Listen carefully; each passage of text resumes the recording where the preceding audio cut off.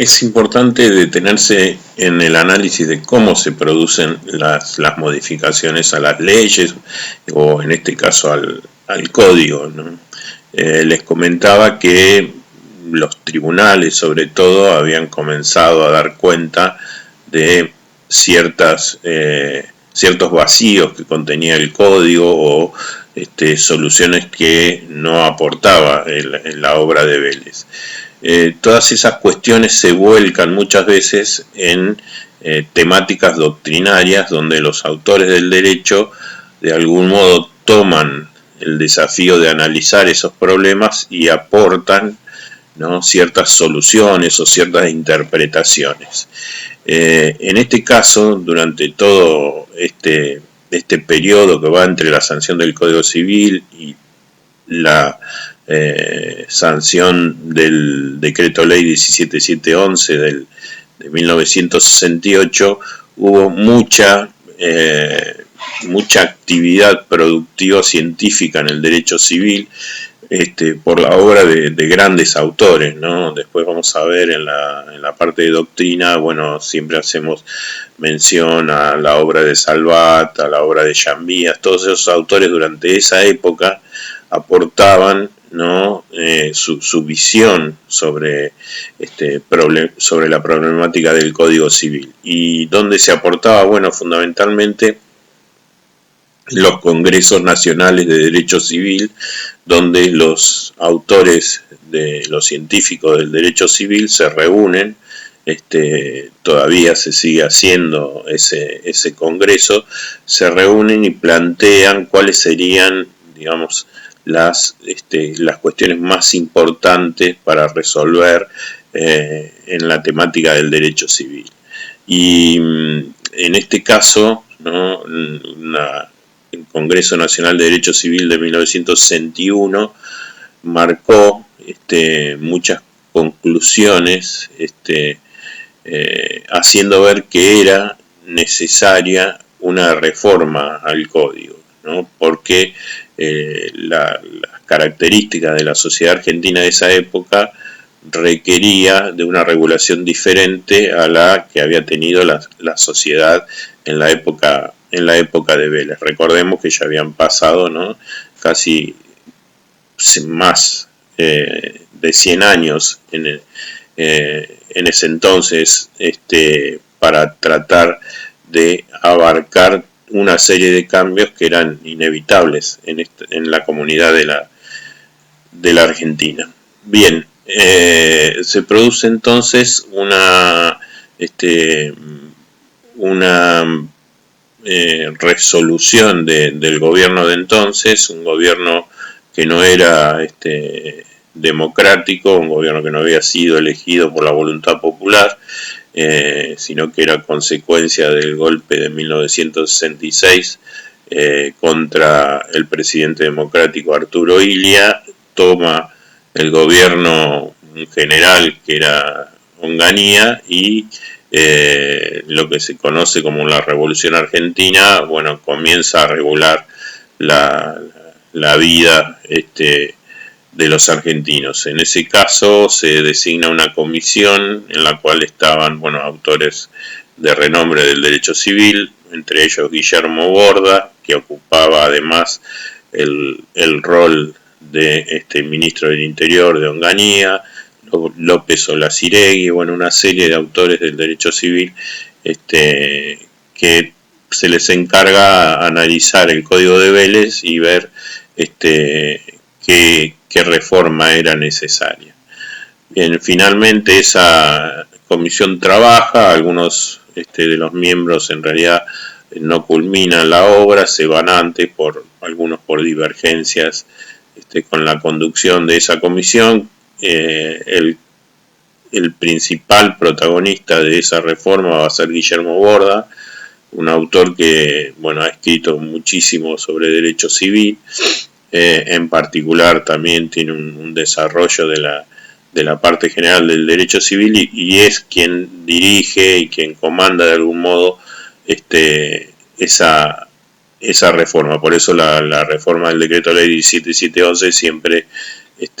va a ser de algún modo conocida como como la reforma de Guillermo Borda. Pese a se produce una situación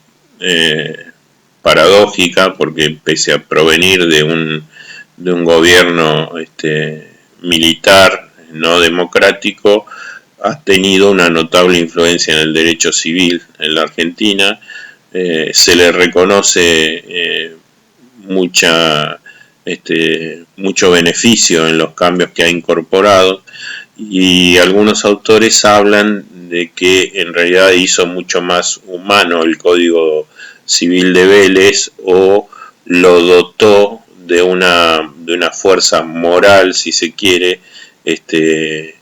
más obstaculizadora de ciertos abusos que la letra del Código de Vélez de alguna manera podía de algún modo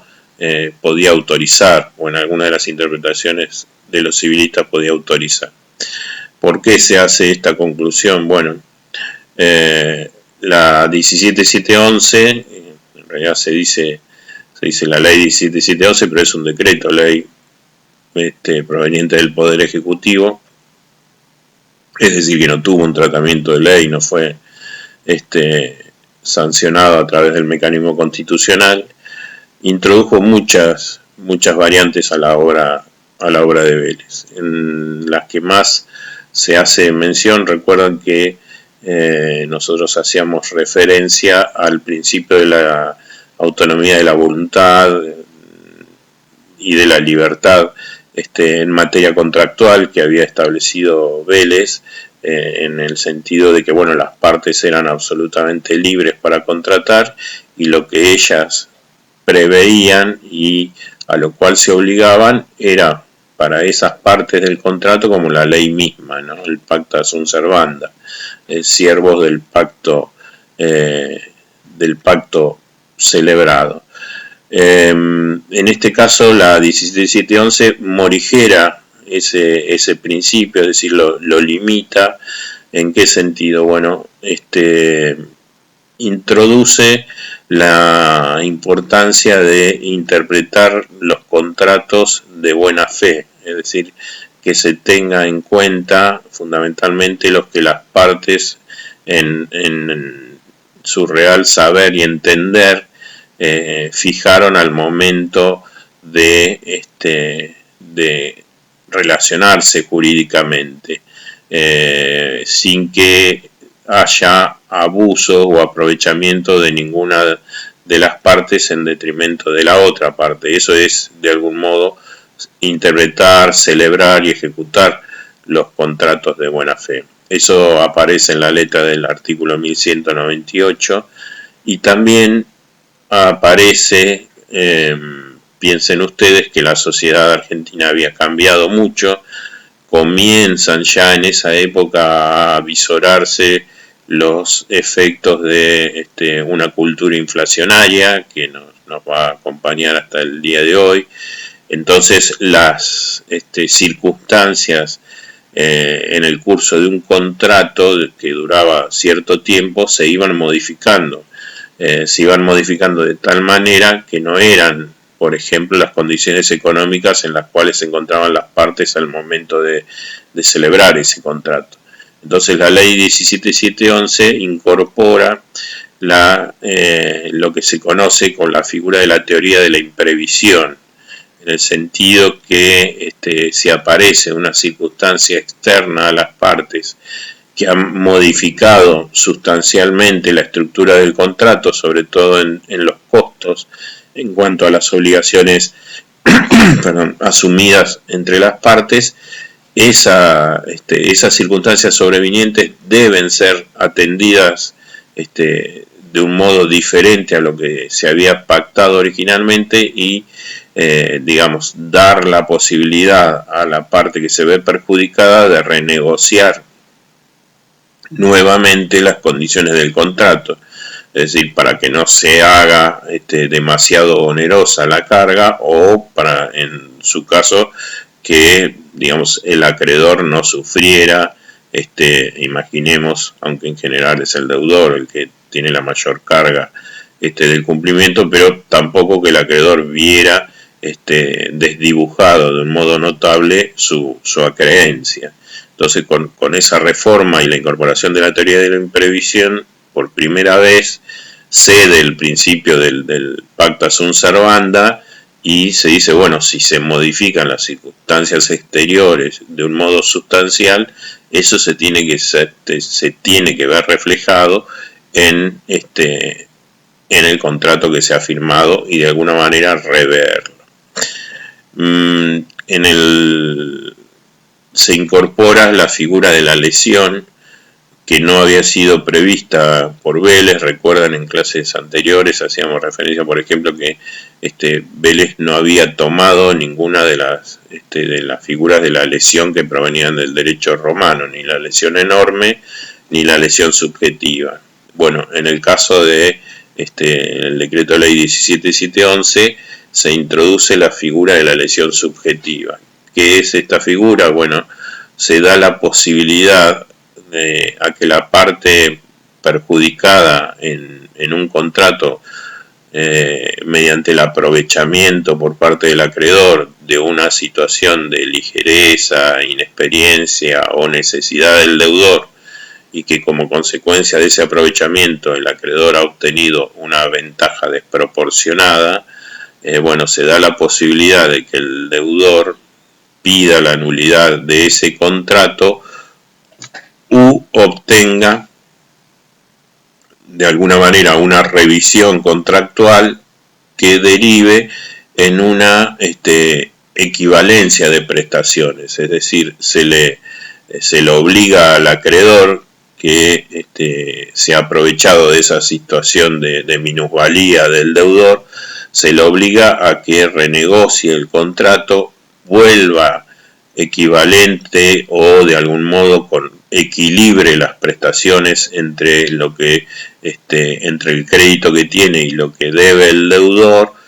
o en su caso, si no se llega a esa solución, directamente el deudor puede pedir la nulidad de ese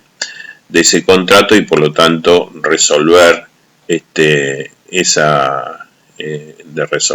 relación jurídica, precisamente porque se entiende que ese aprovechamiento injustificado de lo que es a veces una falta de conocimiento por parte del deudor, o a veces un estado de necesidad, por ejemplo, insoportable, ¿no? Como puede ser aquel que tiene que